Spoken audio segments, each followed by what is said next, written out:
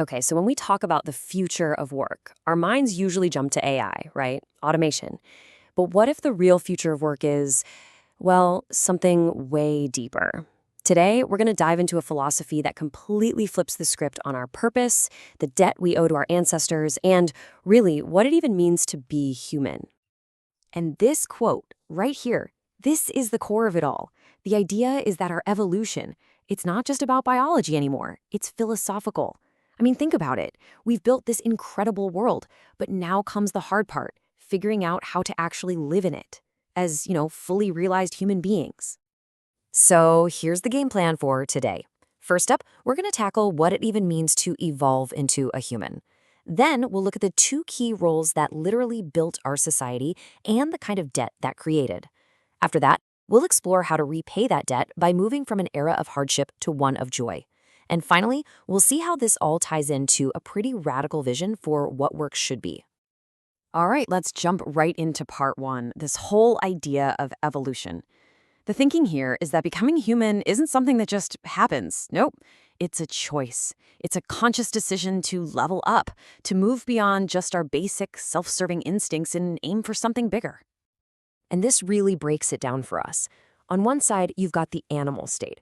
That's all about survival, right? Looking out for number one. It's instinct. But on the other side, the human state, that's a totally different ballgame. It's about living for others, using what we know to help the whole group. It's that huge shift from just me to we. So what's the end goal of this path? It's to become what's called a hongik ingan.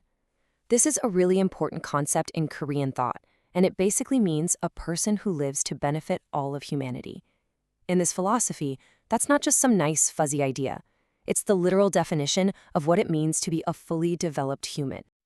Okay, so how does this idea of serving others actually look when we zoom out and look at history? Well, this philosophy breaks society down into two main roles. And their relationship, it's a story of some serious sacrifice.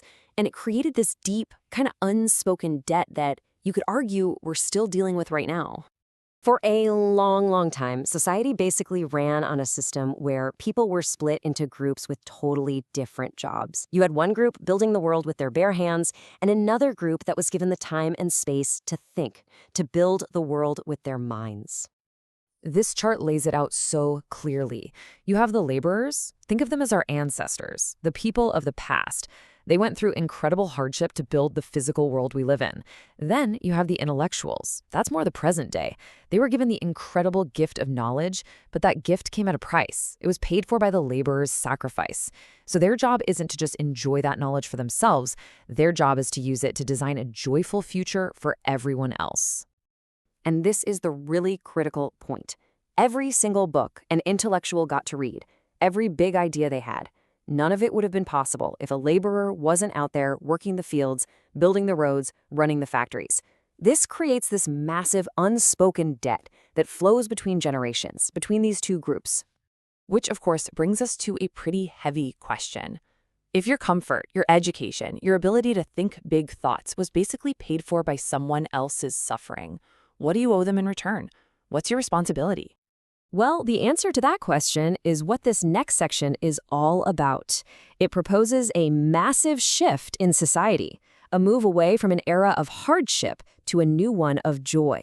And it's all centered on how we repay that huge generational debt. So the argument goes like this. Phase 1, the era of hardship. It's done. It's over. The foundation has been built, so now the duty falls squarely on the intellectuals to use everything they've learned to design a whole new way to live. And the goal? To create joy for the people who came from those who sacrificed. But here's the twist. The intellectuals' own reward isn't their own joy. It's a different feeling, a kind of happiness they get from seeing others benefit from their work. This quote really hits on that deep connection between generations. The idea is that the past isn't just gone. By making a joyful present for the descendants of the laborers, we actually, in a way, go back and heal the suffering of their ancestors. Our happiness today can bring them peace. Yeah, and this is a really important distinction to make. This isn't about the intellectual finally getting to kick back and relax too.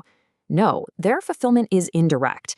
It's like that deep satisfaction a creator feels when they see something they built bring genuine joy to other people. It's a happiness that comes from a duty fulfilled. So, What does this new era of joy actually look like in practice?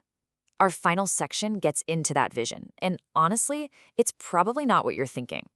It's all about intentionally designing a society around a completely new idea of work. You know, the obvious assumption is that after generations of backbreaking labor, the ultimate reward would be, well, no labor at all, right? Just wealth, vacations, kicking your feet up. But this philosophy says, no way. In fact, that would be a huge mistake. The real joy that needs to be designed is what the source calls meaningful work, or boram in Korean. This is work that gives you a deep sense of purpose, of fulfillment. The core idea is that human beings aren't built for just sitting around. Our greatest satisfaction, our greatest joy actually comes from doing work that has real meaning. So if you're an intellectual, these are your design principles for this new society. Number 1, the phase of hardship is finished. Number 2, the next phase has to be all about meaningful work. And look, we're not talking about more money or fancy vacations. This is a fundamental redesign of how we even think about work, and it has to be led by the people with the knowledge to do it. According to this view, this is the only path forward for society to truly progress. And so we're left with this powerful call to action. The responsibility falls on the thinkers, the designers, the leaders of today to shift their focus. Stop just optimizing for profit. Stop just optimizing for efficiency, and start designing for human purpose and fulfillment. It really leaves us with a provocative final question. Are we just creating more jobs, or are we actually designing meaningful work?